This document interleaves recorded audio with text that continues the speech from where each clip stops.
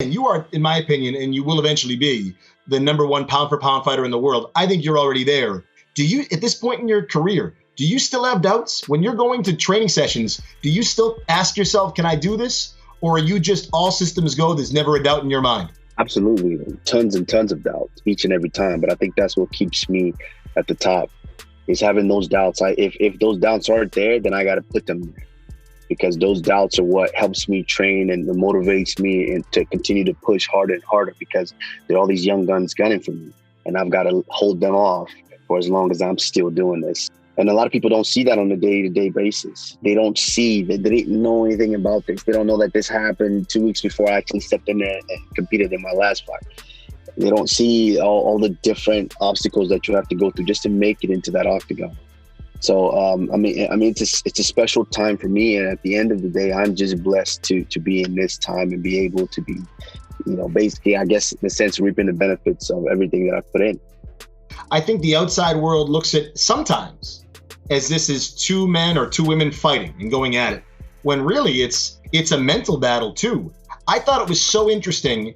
Yes, you knocked out Jorge Masvidal. Yes, it was, you turned his face into mist. It was an incredible moment. But I think that the key there was the two left jabs, feeling him out. Can you share what went on in that second round against Jorge Masvidal, who again is a elite fighter as well? Yeah, a lot of people, that's very important that you bring that up. That's a great question, because a lot of people don't see what I was doing through that fight from the start to the beginning. I basically I reading him from start to finish. I'm reading him and then I'm throwing certain things out and seeing how he reacts to them and how he takes some of those things. If you see, even in the first round, there were plenty of times where I jabbed him to the body, jabbed him to the head. I kept throwing jabs. Or certain times where I would just throw the jab out. I would show him a level of change. I would show him something. I'm showing him certain things, and I'm just reading and calculating how he's assessing them and how he's processing them. And in that second round, what people don't see is I threw maybe, I want to say four punches that whole second round, 4, maybe 5 punches. And the first 20 seconds, I just was reading, computing everything that was going on. I would show him this, and I would move and see how he responds. Show him a level change and see how he responds. And then he threw a shot, and I countered him. He threw a couple of kicks in that first round, and I caught him right away when he threw a first kick. At the beginning of the fight, I caught him left hook, right hand. And then in this round again, he did the exact same thing. I've already computed it, and I read that. He did the exact same thing. I checked it, threw out a jab, and then I followed up with the finishing combination. He didn't even see it coming. But the fact that you didn't fight the prototypical Kamaru Usman fight, right? Like, to me, if Usman dominates a fight, he's wrestling. You were throwing jabs, like you said. You had a plan. Did you feel like you were stepping out of your comfort zone, or you're just that confident in every facet of your game? Everything is work.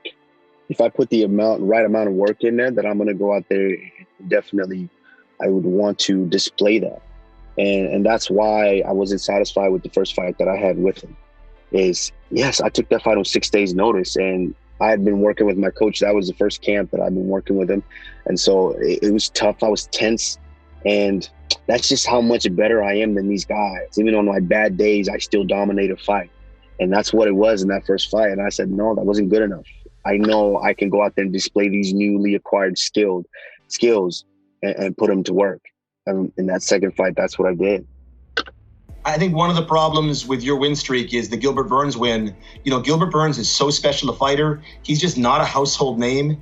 If people knew how great Gilbert was, and the fact that fight got changed, you said, on 6 days, I really believe you are the number one pound for pound fighter in the world. The fact that you're not, does that, again, someone as great as you has to be constantly looking for a new edge, for something to fuel you. Does that fuel you? Does that motivate you that you're not listed as that number one pound for pound in the world? I guess in the UFC, I'm not.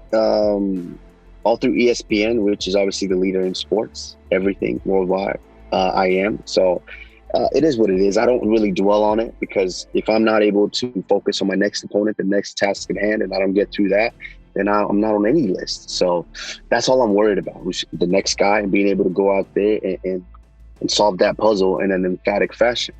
And I think, again, poise under pressure makes you so special. Colby Covington. It's interesting too that he was speaking of ESPN. I believe he was on. That was part of the post-fight narrative. His potential rematch against you. He knows exactly how to get under people's skin. His rhetoric is divisive. It's cruel. And clearly, in my opinion, at least, he's trying to distance you from your greatest strengths. Is that the biggest thing with Colby? Obviously a great wrestler, but does a fight with Covington test your inner strength and resolve? It does. I mean, it goes to show you it gives me a perspective of just how tough I can be and how mentally focused I can be, because throughout that first fight, it was a lot of talk and a lot of turmoil, but I was still able to hone it, control it, go in there and still take care of the task at hand. So, none of that gets to me. When it's time for the lights to come on and go out there and do work, I do it better than anybody. And we saw that. It's funny. I think that gets lost in some of Colby's comments that you two already did fight and you already won that fight. Yeah, of course, he wants to paint that narrative. But at the end of the day, he's fought 3 times in the last 3 years. I fought 3 times in the last 9 months. So it goes to show who is the champion here and why I'm a champion for a reason. I think that it's so interesting too. Yes, you're champion. Yes, you're setting a new standard in the Octagon with your training, with your fighting, with your pay-per-view performances, the way you represent yourself, your family, your loved ones. What's your message to the world as champion? Well, I mean, it's there's different styles to do this. I'm not saying everyone has to do what I'm doing.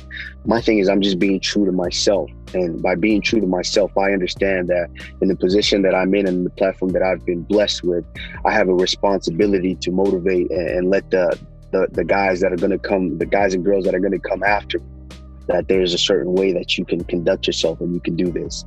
Of course, there's a lot of pressure to do the whole Conor McGregor shtick or become a Covington, but, I like to do it with class, and I want to let them know that, hey, you can still get it done without having to be that way.